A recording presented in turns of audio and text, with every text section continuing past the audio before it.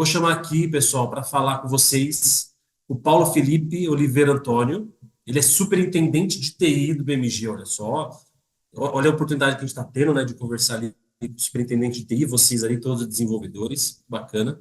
Pessoal, ele vai falar um pouquinho sobre a importância do aprendizado contínuo, tá? Então, o Paulo ele é executivo de TI, convivência, implantação de novas tecnologias e liderança de equipes em processo de transformação digital, responsável por equipes de desenvolvimento, olha só que bacana, canais, arquitetura, suporte, produção e infra, larga experiência em sistemas bancários, arquiteturas e canais digitais. Então, Paulo, primeiro, muito obrigado, viu, por reservar aqui e doar o seu tempo nessa noite para conversar com os nossos jovens, nosso projeto de programação.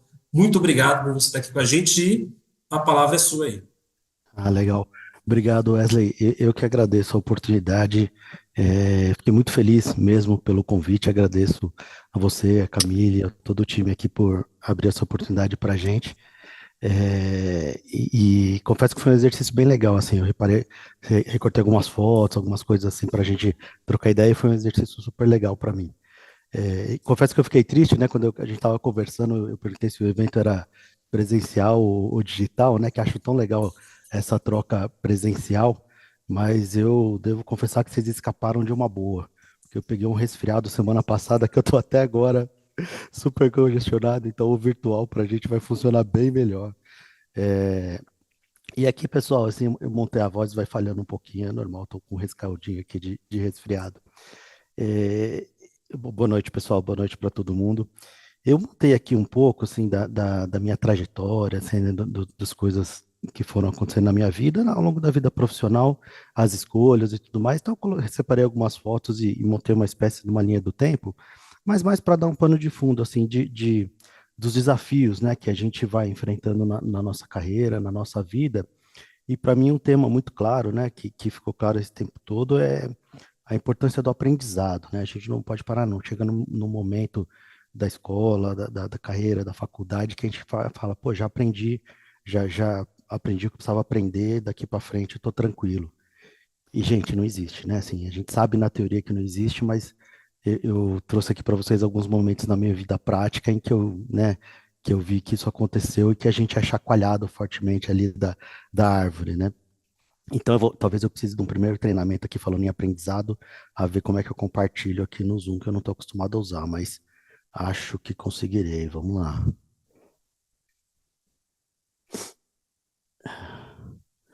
Compartilhar a tela, sempre mais seguro. Share.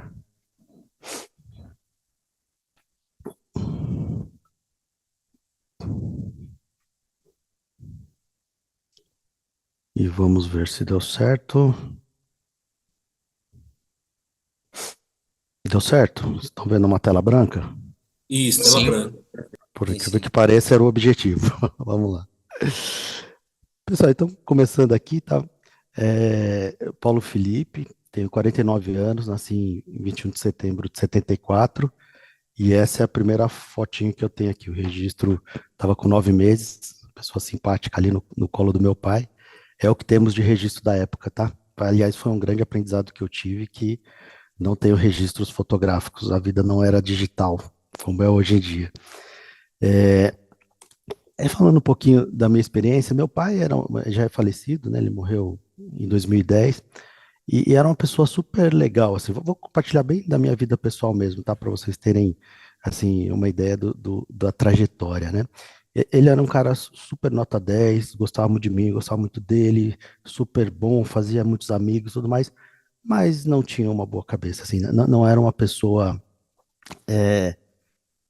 muito engajada, assim, não tinha muito juízo, né? Como a gente diria hoje em dia. Então, ele era uma família de 8 irmãos, ele era um dos caçulas, mas ele nunca, ele trabalhava, tinha empregos, viajava, era vendedor, na época era comprador, mas nunca tivemos uma vida muito estável. Nunca faltou nada, muito graças mais aos meus tios mais velhos, mas nunca sobrou nada também. Então, minha mãe sempre fazendo muita mágica ali para conseguir fazer as coisas encaixarem. Uma época teve salão de beleza no quintal de casa, uma época fazia algumas outras coisas para ajudar. E meu pai é uma pessoa super bem intencionada, mas muito mais desapegado dessa questão, não tão focado em carreira, em responsabilidades ou tudo mais. Uma pessoa adorável, mas deixava um pouco a desejar, então a gente teve uma infância, eu tenho duas irmãs mais velhas, a gente estava sempre ali com emoções, nunca faltou nada, graças a Deus, mas também nunca sobrou nada, era sempre apertadinho. Então eu estudei, morei até os 10 anos em Botucatu, sou nascido em Botucatu, estudei na escola estadual até a quarta série, quando minha avó faleceu, a mãe dele faleceu em 85, aí meu pai falou, nada me prende aqui, vou mudar. E aí não sabia nem para onde mudar. Tinha um amigo dele que morava em Caraguatatuba, resolveu ir com a família para Caraguatatuba sem ter nada. Lá, e chegou lá e resolveu o que ia fazer. Aí ficamos 6 meses em Caraguatatuba, até que ele conseguiu, por intermédio do irmão dele, conseguiu um emprego em São Paulo e a gente mudou para São Paulo. E eu era sempre fui uma pessoa mais introspectiva, mais tímido, menino quietinho. E aí, de repente, eu tava mudando de escola a cada 6 meses. Falei, Jesus amado, gente, foi bom pra caramba isso. Na época foi difícil, mas foi bom pra caramba ao longo do tempo, né? Aí vim pra São Paulo, fiquei a quinta, sexta série, aí vocês fazem o deparo que eu me perco. Acho que a quinta série é o quarto ano, sexta série, quinto ano. Eu me perco nesses, mas é por aí. E aí a gente teve um período, então eu fiquei estudando, procurei até o nome das escolas, elas não existem mais, passou-se um tempo. E aí um período mais legal ali do emprego do meu pai, a gente conseguiu ir para uma escola particular. Minhas irmãs foram um ano antes, eu não quis mudar, falei, pai, acabei de chegar na escola, não quero mudar. Mas aí eu tive um primeiro estalo, assim, quando eu estava no começo da sétima série, né? Voltei para a mesma escola estadual. Eu lembro claramente, assim, que eu entrei na sala de aula, a professora falou, olha, página 10 a página 20 do livro, copiem para o caderno. Aí eu falei, caramba, copiar, a página já está escrita, eu vou ficar aqui. A professora saiu da sala, foi embora. E aí minhas irmãs empolgadas, que já tinham estudado outro ano na escola, que aprendi um monte de coisa nova, um monte de coisa. Aí eu falei pro meu pai, pai, eu quero mudar assim de escola. Aí eu fui, tive essa oportunidade naquele momento ali de estudar 2 anos em escola particular. Sofri pra caramba, né? Era uma escola muito mais difícil, sofri pra caramba no começo, consegui acompanhar e tudo mais. Aí passou, tava no final da oitava série, meu pai chamou pra conversar, falou, ó, acabou a vaca gorda foi curtinha, não vou conseguir continuar pagando. Aí minha irmã, tinha uma irmã mais velha que estava se formando, ele ia conseguir até o terceiro colegial, a outra tinha começado a trabalhar, e aí que ele mesmo, discutindo ali comigo, falou, por que você não vai ver escola técnica, né? É tão bom, tantas escolas técnicas, não sei o quê, e eu nem sabia que existia. Na época aí saí correndo atrás, né? Tipo, faltavam uns 3, 4 meses para os cursinhos e tudo mais, peguei, tentei ver cursinho pago, não tinha dinheiro para pagar, peguei livros emprestados de amigos, gente que estava estudando e tudo mais, me dediquei e tudo mais, aí consegui entrar na escola técnica. Então, eu fiz o colegial técnico, aí foi o segundo grau, fiz na federal, curso de processamento de dados. E aí, um pouco antes disso, deixa eu ver se deu certo aqui, ó. Ai, deixa eu tirar a janelinha aqui, peraí. Pouco disso, no final da oitava série, eu tinha tido o primeiro contato com o computador. Na oitava série teve um cursinho de computador e eu e minha irmã fomos. E é engraçado, ela não se interessou nem um pouco e eu surtei, né? Primeiro contato que eu tive com o computador não existia, ninguém tinha em casa, nada disso. Primeiro contato que eu tive, eu surtei, falei, é isso que eu quero, e aí entrei no curso de processamento de dados. Aí eu tentei pegar todas as fotos que eu encontrei nesse meu período de infância e é isso que eu tenho, gente. Descobri que eu tenho 3 fotos e ainda que eu consegui no Facebook, que papel mesmo não tem. E só de curiosidade, eu fui ver que registro que eu tenho digital é com 27 anos a primeira foto que eu tenho digital, gente. Olha isso. Toda a minha existência antes dos 27 anos, não tenho nenhuma vergonha ali a passar. Foi apagada da história, gente. Não tem vídeo, não tem fotos.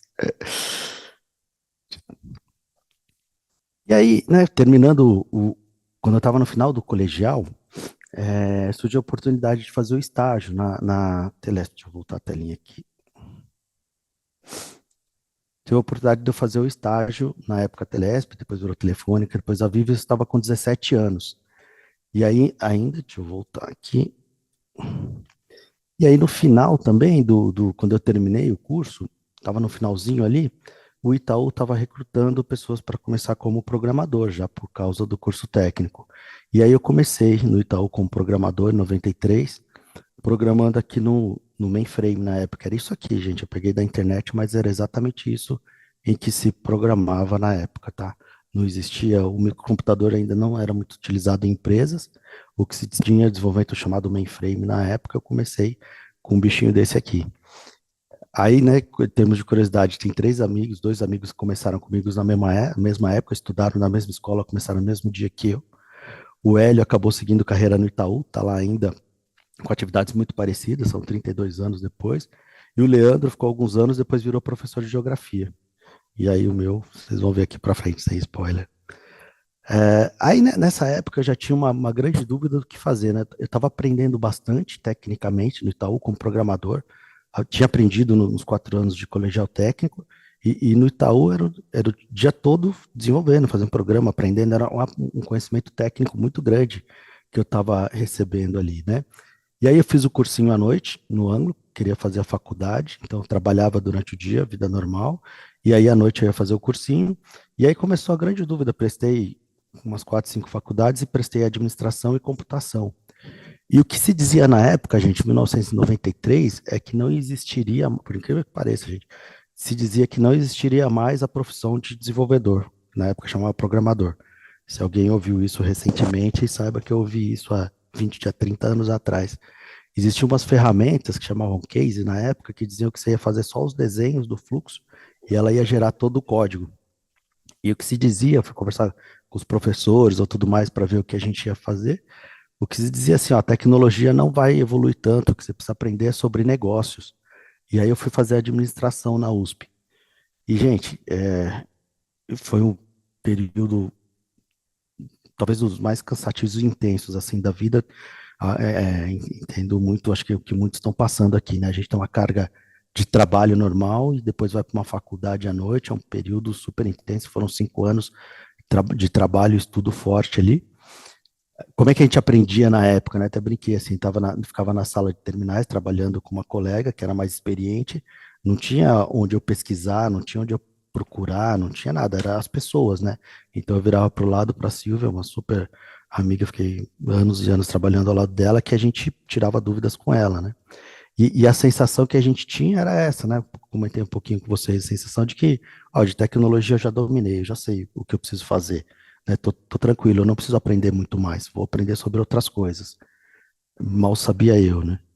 Terminei a faculdade em 98, com 23 anos, e aí já começou a surgir umas coisas estranhas, né? Naquele mundo de tecnologia que até então as empresas estavam trabalhando há 10, 20 anos daquele jeito, começaram a surgir umas coisas diferentes, né? O Windows surgiu em 93, começou a chegar nas empresas em 95, 96, umas linguagens de programação basic, isso aqui começou a entrar nas empresas. Então, o que se fazia há 10, 20 anos nessas empresas, em termos de tecnologia, começou a mudar. E eu, em paralelo, estava tentando, além da faculdade e além do trabalho, estava fazendo inglês e cursos de mercado financeiro. Tava surtado, gente, só trabalhava e estudava. Até a hora que eu terminei a faculdade, pifei. Aí pifei, terminei a faculdade em 98, foi a hora que deu aquela parada assim. E vocês estão me ouvindo, né? Só para saber se eu não estou falando sozinho aqui, só dá um retorno. De repente eu caí aqui. Sim, sim. Não, Perfeito. Estamos beleza, sim. perfeito. De repente a gente cai e Positivo. descobre meia hora depois. Obrigado, gente. E aí, quando eu terminei o curso, veio, né, você vai fazendo tudo. Quanto mais coisas você faz, mais você quer fazer, e mais quer fazer, você arruma tempo e tudo mais. Na hora que eu terminei a faculdade, fiquei só com o trabalho, entre aspas, já era bastante.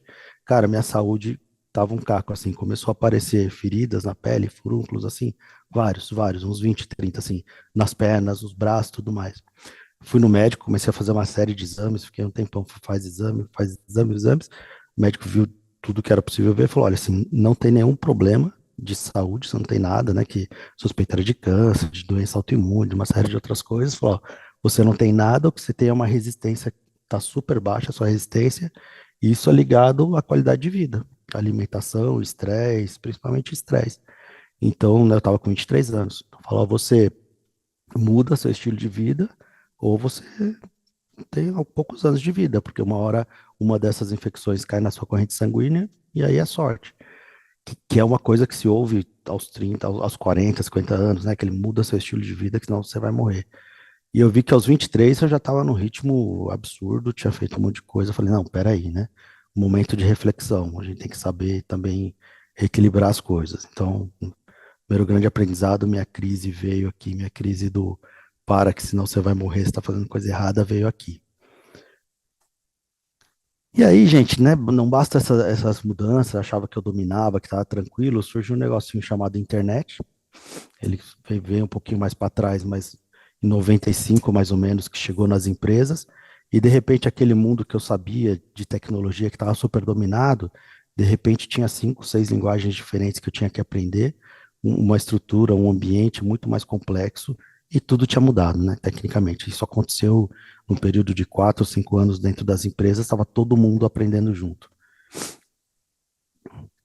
E aí, é, e aí vem a oportunidade, né? Eu sempre gostei de aprender, gostei de estudar, gostei de mexer com coisas novas. Isso foi, na verdade, uma grande oportunidade para mim. Fui me desenvolvendo, fui aprendendo, fui ganhando uma responsabilidade, fui conseguindo crescer dentro da empresa. E aí, quando chegou 2000, 2001, 2002, eu casei em 2001, tive 2 casamentos, sou separado atualmente. E quando chegou em 2002, que eu falei, puta, o que que eu quero da vida agora, né? Qual que é o meu sonho? Qual que é o meu grande objetivo? E aí eu estabeleci que eu queria morar fora. Eu queria ter a experiência de morar fora. Era algo que ia me tirar da zona de conforto, era algo que eu achava que ia me proporcionar um grande degrau assim, de crescimento, de conhecimento. E eu falei, puta, de um jeito ou de outro eu vou me preparar para isso e eu vou. E o Itaú estava no Itaú ainda trabalhando, o Itaú tinha um programa de formação no exterior super concorrido, de 40 a 50 mil funcionários, eles escolhiam 6 funcionários, 5, 6 funcionários para mandarem. Falei, eu vou tentar, vou correr atrás, comecei a conversar com meus gestores de como é que era a indicação e tudo mais, e o processo do Itaú funcionava que depois de indicado, eles indicavam umas 30 pessoas, depois de indicado você fazia um curso preparatório e ia para as provinhas para conseguir a nota do inglês e a nota do vestibular lá dos Estados Unidos. Aí eu falei, pô, eu não tinha inglês, meu inglês era o que eu tinha aprendido no colégio, assim. Então eu fiquei alguns anos estudando inglês por conta. E aí já dou a dica, gente, inglês tem que aprender, né? Inglês a gente tem que aprender de qualquer maneira. O que que eu fiz? Eu fui ver as coisas que eu gostava de fazer. Gostava muito de ler ficção científica, aí peguei e comecei a ler livros de ficção científica, tudo em inglês. Gente, é uma dica super legal, porque ficção científica, o texto é muito fácil, o vocabulário é muito simples. Então, para aprender o inglês, é super legal ler ficção científica. Se a gente tentar ler, e eu tentei, você vai tentar ler um romance, ou uma história, alguma coisa, o vocabulário é mais complexo, né? O autor tenta ele montar, ele tenta usar palavras diferentes, tenta descrever de um jeito mais bonito, e para quem está aprendendo a língua é um inferno. Agora, ficção científica é aquela coisa mais simples, né? O cara luta daqui, luta dali, porrada para cá, porrada para lá. O vocabulário é muito mais simples, então para quem está aprendendo é legal. Assim como eu fui assistir filmes antigos também. Se você pegar filmes antigos, o diálogo, ele é muito mais espaçado, muito mais devagar. Se você tentar pegar alguma coisa mais nova, mais recente, é muito rápido o diálogo, é difícil seguir. Então eu pegava na época, era o videocassete, pegava, alugava o filme e eu tinha que colar um pano na televisão para tampar a legenda. E aí eu ficava tentando de ouvido seguir aquilo lá. E filme antigo é legal pra caramba porque é mais cadenciado, é mais bem pronunciado, é super legal para aprender. Aí fiquei um ano, dois fazendo isso, aprendendo, tentando aprender o inglês. E aí eu fui fazer as provas, tem 2 provas que precisa para estudar fora. O TOEFL, que é o teste de inglês mesmo para estrangeiro, que vai ver se a pessoa sabe inglês, e o GMAT, que é uma prova que os próprios americanos fazem. Eles é o vestibular deles, né? Tem prova de matemática, de interpretação de texto, tudo mais. E isso tudo eu fiz por minha conta, assim, se eu conseguisse o processo do Itaú, eles teriam me dado isso, mas falei, eu não quero perder a oportunidade de morar fora porque eu não me preparei. Então eu fiquei quase uns 2 anos, 1 ano e meio, dois, me preparando por minha conta.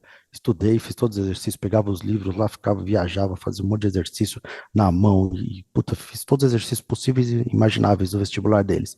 Aí quando chegou a oportunidade de conseguir a indicação, assim, eu já estava tudo pronto e frente aos outros candidatos, tinha mais uns 20, 20 e poucos candidatos que ainda tinham que correr atrás, eu já estava lá na frente, já estava com a nota, já estava com tudo pronto. Isso acelerou bastante, eu consegui de fato a indicação e aí eu tive essa experiência, eu fiquei de 2005 a 2017 no exterior, fui para Michigan, fiquei 2 anos lá fazendo pós-graduação. Aí eu fui casado e nasceu minha pequenininha aqui, minha filha nasceu lá em 2006. E aí que eu tive a experiência de estudante mesmo, porque a faculdade eu tinha feito, mas eu tinha feito enquanto estudava à noite. Então, na verdade, eu não tinha tido uma experiência de, puta, vou só estudar, e foi fantástico, né? Que você realmente consegue se dedicar, você consegue levar uma vida de estudante, assim, para mim foi um grande feito que eu consegui ter um plano que eu queria ter executado. Aqui eu estava com 32 anos, aí eu estava com esse sentimento de, pô, já dominei, né, tudo que aconteceu de tecnologia, conheço muito sobre Itaú, já estou lá há bastante tempo, e agora eu sei mais ou menos como é que funciona o negócio, pedi MBA, saí totalmente da zona de conforto, tive que sofrer pra caramba com inglês, mas consegui fazer o curso lá, fiz apresentação, reunião em inglês, fiz um estágio interno lá na Ford. Então, foi super desafiador, mas sobrevivi, saí vivo do liquidificador. Aí eu volto pro Brasil e falo, pô, agora, né, eu vou entrar numa zona de conforto, agora eu tô tranquilo. Chego em 2007, aí em 2008, esses dois detalhes que eu esqueci. Tô saindo dos Estados Unidos em 2007, vem esse maluco aqui, Steve Jobs, e inventa o tal do smartphone. Na época ninguém nem dá muita trela para ele, eu tô voltando pro Brasil, esse aqui era meu celular aqui embaixo. Vocês veem o mouse quando eu aponto com o mouse? Sim, não, talvez. Sim, sim, né? Sim, Sim, dá pra ver. sim, dá pra ver Sim, sim. Isso Sim, dá aqui pra era o ver. celular, né, que a gente usava antes. Esse aqui era o meu mesmo. Não o meu, mas igual o que eu tinha na época. E esse cara, em 2007, lança, né, o conceito do smartphone. Na época, ninguém presta dá muita atenção a ele, mas isso que ia mudar a nossa vida dali a alguns anos, né? E aí eu volto para o Brasil, com a vida tranquila, e um ano depois tem a fusão do Itaú com o Unibanco. Então, o pouco a zona de conforto que eu achava dentro do Itaú, sabia navegar lá dentro, conhecia todo mundo, estava uns 15 anos dentro do Itaú, de repente mudou, né? Um acordo de junção de duas empresas enormes, aquilo virou uma confusão gigantesca lá dentro, né? Dois transatlânticos se juntando. Então aquilo exigiu todo uma readequação e releitura. Então você começa a ter que aprender até montar o relacionamento com as pessoas, entender as áreas, entender um pouco para onde que você vai, o que que vai acontecer, começa uma grande zona nebulosa. Fiquei alguns anos ainda no Itaú, fiquei até 2013, fui promovido nessa época, cresci e tudo mais, mas ficou algo tão grande, tão difícil de trabalhar que eu não estava me encontrando mais lá dentro. Em 2013 eu optei por sair, fui para uma empresa bem menor, que era o Portal de Documentos, que depois foi comprada pela B3. Ali eu fui cuidar da área de tecnologia como toda a empresa, mas a empresa inteira era do tamanho da área que eu tinha no Itaú, né? Então, uma escala totalmente diferente. Mas eu ia cuidar de assuntos que eu não tinha cuidado antes. Então, para mim, era um aprendizado bastante grande ainda. Vou acelerar aqui minha apresentação.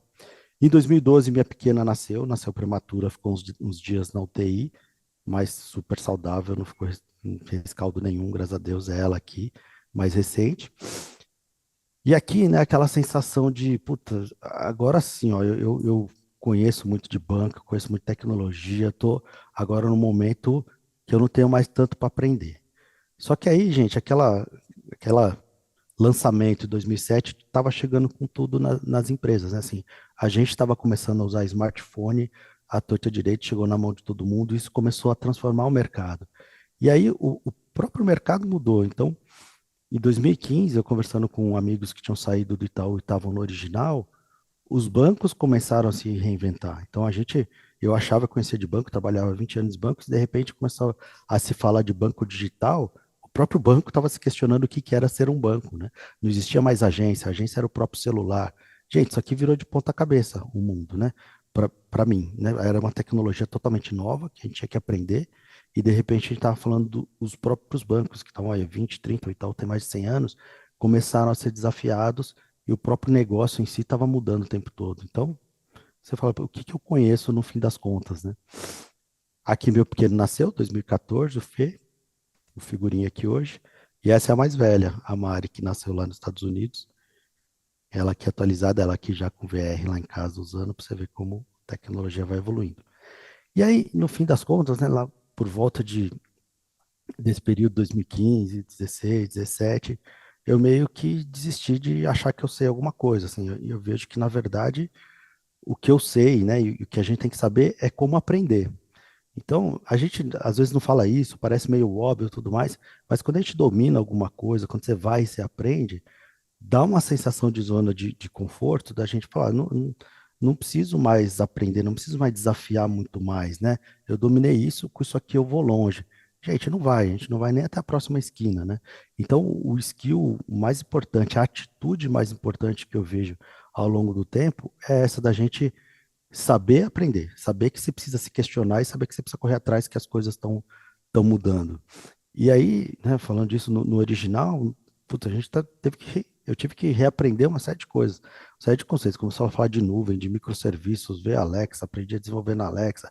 Começou a falar de desenvolvimento ágil, que tinha surgido lá em 2001, mas as empresas começaram a saber usar nessa época, mais ou menos. Então, tudo que eu tinha aprendido, toda aquela bagagem, chacoalha tudo e vamos reaprender de novo, né? Ó, eu de olho no tempo aqui, estamos quase bem. Aí, pulando, fiquei 8 anos ali no original. O ano passado eu vim aqui pro BMG, e muito com essa missão de trazer um pouco dessa transformação, dessa atualização tecnológica, que é o que a gente está fazendo aqui no BMG. Então, eu peguei uma série de coisas, trabalhando junto com a Alan, com o Everton, aqui, uma série de coisas que a gente fez, né? Eu, o Everton, lá, a gente fez em vidas passadas, em empresas passadas, a gente está trazendo aqui para o BMG uma série de conceitos e aprendizados que a gente tem do passado. Então, esse daqui, por exemplo, hoje eu sou responsável pela arquitetura, onde a gente discute quais tecnologias a gente vai usar, quais padrões, como é que a gente usa. Isso aqui é um ferramental que a gente trouxe, né? Eu trouxe junto com o Everton, com a equipe e tudo mais, que a gente trouxe do que a gente fez nos últimos anos. Então, tá válido, tá funcionando e tudo mais. Só que nesse período, né, mesmo 2023, que a gente fala, puta, ó, então é isso, né? Isso aqui a gente vai usar por 2, 3, 4, 5 anos. Cara, não deu nem tempo, né? Chega em novembro de 22, surge um negócio chamado ChatGPT. Ninguém viu da onde veio essa bala perdida. Surge no final de 2022, no meio de 2023, a gente está falando praticamente só disso, e é uma tecnologia que deve, não é tecnologia, é um conceito, né, que deve disruptar, deve mexer em muita coisa disso que a gente conhece. Então vem uma nova onda de aprendizado grande. E não é só ela, né? Ela concentrou muita coisa, mas você deve estar acompanhando a questão de computação quântica, de uma série de paradigmas que estão praticamente sendo quebrados. Então, o jeito de fazer computação está passando por mudança, e há uma expectativa de que se exploda alguma hora. O jeito de usar a inteligência artificial, que é bem antiga, mas também está passando por mudança. Então, de novo, né, mais um ciclo que a gente está passando. E aí, último slide rapidinho, né? Esse aqui é um evento que eu tive lá em Orlando o ano passado, agora em novembro. O Gartner é um instituto de pesquisa, e aí ele tem um evento, o maior evento de tecnologia que tem, eles fazem uma vez por ano lá dentro da Disney. Isso é uma das coisas legais, gente, ó. Vale a pena, vai lá, passa uma semaninha lá na Disney, uma hora vocês vão estar lá com a gente no evento. E aí eles fazem uma série de provocações, de palestras, tudo mais, do para onde está evoluindo a tecnologia e tudo mais. E do ano passado eles trouxeram um slide que foi super provocador, assim, que mostrou mais ou menos essas ondas que eu tô falando para vocês, assim, de coisas transformadoras. Vocês estão, assim, na primeira onda, né? Tipo, imagino para vocês, parece que o mundo sempre foi assim, né? Sempre existiu o celular, sempre existiu a internet. Gente, a minha barba branca aqui, 50 anos, meio século nas costas, puta, gente, é a terceira grande chacoalhada que a gente está passando, e outras vão vir. Então, tome muito cuidado, fiquem muito esperto, porque isso muda tudo, né? Tudo que a gente conhece, ele muda. Então, e aí, é até legal ver o tempo que isso passa, né? Numa grande mudança que foi a internet começando a ser utilizada para o iPhone, lá, Steve Jobs lançando em 2007, para o ChatGPT, 14, 15 anos. Aí nos leva à pergunta, assim, né?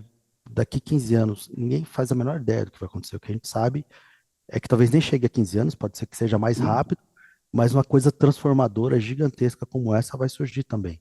E vocês estão bem no comecinho aqui, vocês estão passando pela primeira lombada, né? A gente vai passar por essa lombada juntos aqui. Até então, vocês estão nessa bolha aqui, vocês estão na bolha do iPhone, internet está dominado, é onde a gente sobrevive. Vocês vão passar por esse solavanco juntos, vocês vão tirar de letra, vocês estão começando agora, mas, cara, não é só essa, fiquem atentos, assim, vão vir outros solavancos. Então, o aprendizado, a predisposição, o estudo, a curiosidade, tem que fazer parte da gente no dia a dia. Não é escola, não é terminar um curso, não é terminar um aprendizado, não termina ali. Não termina. Eu sei que é chavão, né, a gente falar do aprendizado contínuo, mas, gente, é verdade, não dá para ficar parado. Passou 1, 2 ou 3 dias, vocês não aprenderam algo novo, e não necessariamente relacionado à profissão, relacionado à vida. Passou 1, 2, 3 dias, não aprendeu algo novo, tem algo errado, né? Vocês estão numa zona de conforto e isso não pode acontecer, vocês têm que estar incomodados com isso. Gente, é isso. Boa, Paulo, obrigado, viu, cara? Sensacional. Acho que uma coisa que chamou muita Você é atenção, né? incrível. Que legal, boa, Arthur, é isso aí. Eu volto aqui. Uma coisa que chamou muita atenção quando você trouxe ali, qual foi a vantagem de você estar preparado perante aos outros ali, né? Isso foi muito, muito bacana. Paulo, a gente tem, eu tenho mais de 30 perguntas aqui. Nossos jovens aqui já sabem como é que funciona, tá, gente? Então, nós temos 15 minutos aqui para fazer. Então, eu vou tentar dar uma consolidada, tá? Eu estou pegando aqui no meu Jamboard, sai colocando os post-itzinhos aqui. E aí, eu vou juntar algumas perguntas aqui, tá? Ó, que tem temas similares, tá, pessoal? E aí, para a gente passar para o Paulo, que a gente consegue responder aqui, ó. Então, alguns jovens trouxeram Tem algumas dúvidas, né, que a gente consegue grupar, por exemplo, o João Eduardo, o Gabriel do Amaral, o Daniel Fernandes, eles trazem muito ali a curiosidade de como entrar no BMG, o que precisa ter para trabalhar no BMG. Inclusive, nós temos uma parceria bem bonita, né, de vários jovens programadores trabalhando no BMG. O Wellington, inclusive, foi uma pessoa que ajudou muito nesse processo. Então, eles perguntam aqui, que conselhos você daria, quais são os caminhos para um jovem que está se formando agora conseguir ingressar no BMG? Gente, ó, é postura e atitude que eu diria para vocês no BMG, em qualquer outra empresa, e aqui a gente valoriza muito. Assim, ó, não adianta e a gente não ficar preso a conhecer uma tecnologia ou saber resolver um problema de um jeito específico. É uma postura, uma curiosidade, uma vontade de querer aprender e querer fazer. Então, é muito mais uma uma postura de protagonismo, sabe? Eu vou aprender, eu vou fazer, eu vou resolver esse problema, o que que eu preciso, onde que eu começo. E aí, gente, isso vira uma bola de neve. Você vai indo, você vai resolvendo, vai fazendo. O que que não pode de jeito nenhum? A postura passiva, né? Assim, ó, você sabe tal coisa? Pô, não sei, não sei. Não sei, e não aprendi, ninguém me ensinou. Cara, não sei, mas o que que é? Onde eu aprendo?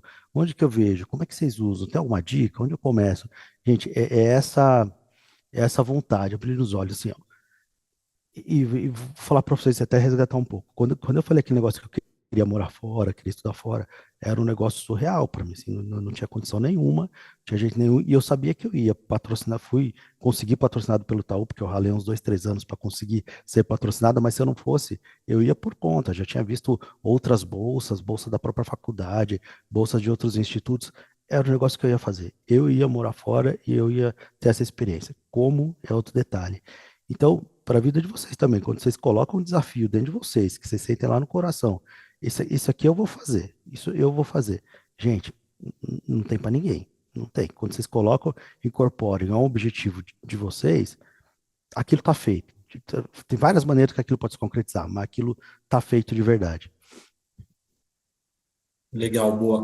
Acho que a gente fala muito aqui, né, Paulo, no PROA, a gente fala muito de vida, né, de mundo do trabalho, mas acho que o nosso principal papel aqui é muito do que você trouxe agora aqui, fazer com que esses jovens incríveis aqui acreditem neles, né?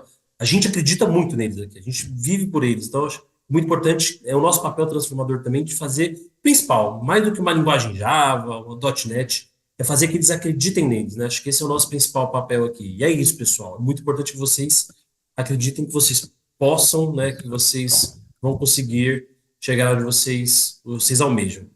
Ninguém tá falando que é fácil, né, Paulo? Fácil não vai ser, Não, mas acreditem. Boa. Paulo, tem um outro grupinho aqui, tá perguntando um pouquinho mais sobre sua rotina, seu dia a dia, estão um pouco mais curiosos sobre você. Então, o Gabriel Braz, a Milena Dias, a Raquel Moreira, Isaac Martins, perguntando aqui como que você prioriza suas tarefas, né? O que você mais gosta no seu trabalho, o que te desafia, o que você considera uma carreira de sucesso. Então, como é que você gerencia a sua carreira, o que você entende como sucesso, enfim, eles querem saber um pouquinho mais sobre a sua rotina aí. legal. Assim, ó, acho que cada um tem o seu motivador ali, né? Cada um sabe o que o motiva, o que faz levantar da cama, né? Até nos slides lá coloquei o Hélio e o Leandro, a gente começou junto no Itaú e seguimos vidas totalmente diferentes. E acho que os três muito satisfeitos com a vida que levaram, né? Então eu pego o Hélio, que é meu amigo, faz uns 4, 5 anos que eu não vejo, ele está no Itaú ainda fazendo a mesma atividade, assim, ele está satisfeito, está feliz, está fazendo a mesma atividade, acho que para ele é aquilo, ninguém vai julgar, né? Para ele é aquilo. Para mim, o que que é? O que sempre me motivou? Eu tenho uma curiosidade muito grande de aprender e de conseguir sentir que eu estou executando as coisas.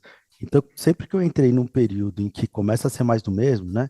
Que eu vou chegar no trabalho, o problema eu já sei como resolver, e eu vou fazer algo parecido com o que eu fiz a semana passada, o mês passado, aquilo já começa a me sugar minha energia, eu já não consigo me sentir muito desafiado, aquilo me começa a deixar meio down, aí eu começo a procurar coisa em algum lugar para fazer. Então, o que me motiva, que vai no dia a dia, é resolver problemas diferentes. os problemas podem ser técnicos, podem ser estruturais, podem ser de pessoas, pode ser o que quer que seja, mas eu não gosto da rotina. Então, o que me motiva é, puta, é identificar problemas novos, ver como é que a gente resolve e sentir que eu tô. Aquilo, para mim, é a resposta do meu crescimento como pessoa mesmo. Então, para mim, o grande motivador é esse. E aí, assim, no meu dia a dia, a gente tem que sempre. A gente trabalha com tecnologia, tem que ter uma coisa muito clara em mente, assim. A gente não faz a tecnologia pela tecnologia, tá? A gente não está uma empresa de pesquisa que vai fazer a pesquisa e vai brincar de tecnologia, vai se divertir com isso. A gente usa a tecnologia para resolver um problema de negócio. Então, essa é a beleza da coisa, né? A gente tem que entender o porquê daquilo. Então, no nosso caso, né, todas as empresas normais, tirando que são empresas de pesquisa e tudo mais, empresas normais, elas existem, elas estão aplicando em tecnologia para resolver um problema do cliente.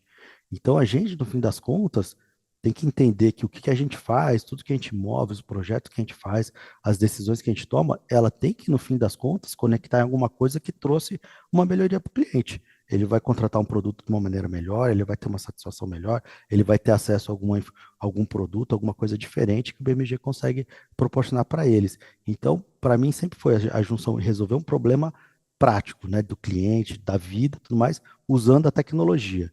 Cara, para mim, junto essas duas coisas, eu vejo a tecnologia aplicada, eu vejo, né, entendo para que que ela serve, vejo que ela resolve um problema real, aí para mim eu ganhei o dia, tô feliz. Boa, Paulo, show de bola. Ó, vou para uma pergunta aqui da Ruth.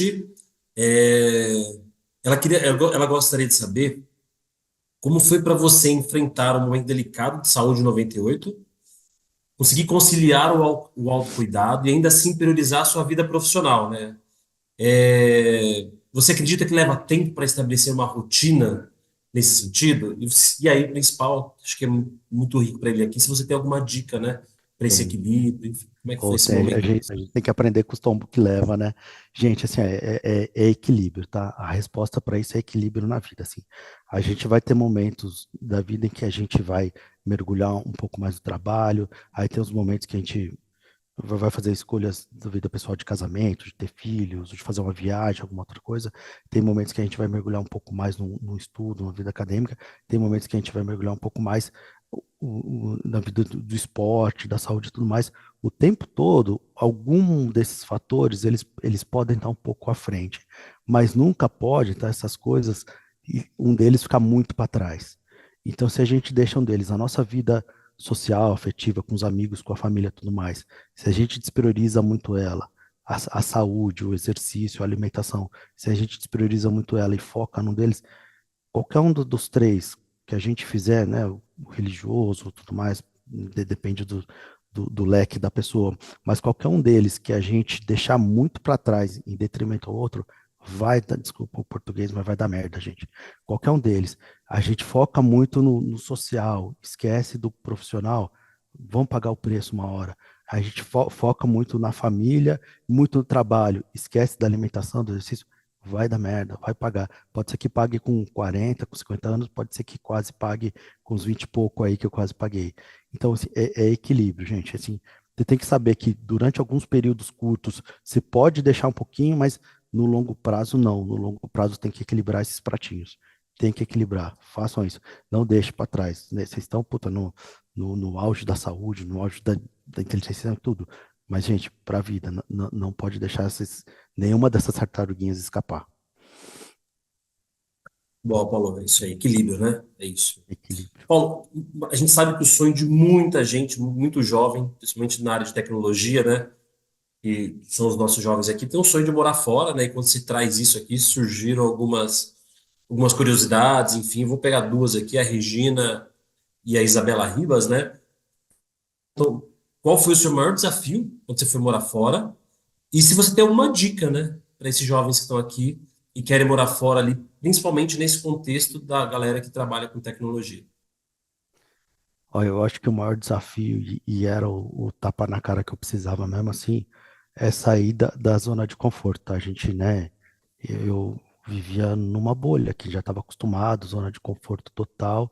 Você tem todas as referências culturais, você tem todo o histórico, você tem tudo do país que você está vivendo. De repente você está lá, você é um estrangeiro lá no meio do nada, né? da cultura, a língua, os costumes ou tudo mais, você de repente você é totalmente fora do contexto. E tudo é diferente, assim, né? O jeito que você interage com as pessoas no restaurante, numa loja, na faculdade, tudo é diferente. Não é do jeito. O brasileiro tem um jeito muito caloroso, próximo, tudo mais. Lá é tudo diferente, cara. Então, para mim, isso foi uma dificuldade, e um super aprendizado. Eu voltei com uma cabeça totalmente diferente. Mas essa é a dificuldade, de repente, você é parte de um grupo, você é parte de uma engrenagem aqui, né? E o ser humano tem essa necessidade, né, de ser parte de um grupo. De repente, lá você não é, né? Você vai ter que achar seu grupo, achar seu mundo ali e tudo mais. Isso para mim foi difícil. Em relação à dica, gente, eu vou falar para vocês, assim, quando eu fui, assim, não era tão fácil quanto é hoje está mais fácil ainda, mas ainda assim tinha um monte de caminhos que dava para ir, tá? Então, quem quer ir mesmo, gente, dá para ir. Tem um monte. Tem um monte de fundação que investe, que dá dinheiro, que dá bolsa. As faculdades lá fora, eles gostam muito de ter a diversidade, de ter gente do mundo inteiro, tudo mais. Então, quando é brasileiro, quer estudar, não só brasileiro, né? Qualquer pessoa que não americano, para eles é legal também ter a mistura dentro da sala de aula, então eles dão bolsas, dão incentivos para quem está em esporte, porque o esporte abre portas enormes lá fora, xadrez, uma série de outras coisas, abre um monte de caminhos. Então eu falo para vocês, gente, tem um monte de caminho, tá? Quem tiver afim mesmo e quer fazer, cara, mergulha nisso, que tem um monte de caminho para estudar, para trabalhar, para tudo, tá? O mundo hoje está muito mais acessível. Parece coisa do outro mundo, mas falo para vocês, tem muitas possibilidades. Na hora que a gente parece muito longe, né? Mas na hora que a gente vai Exata, investigando, descobrindo, a gente percebe que tem caminhos, né? sim. Verdade. Bom, então, para encerrar aqui, nossa, tá incrível aqui, de verdade.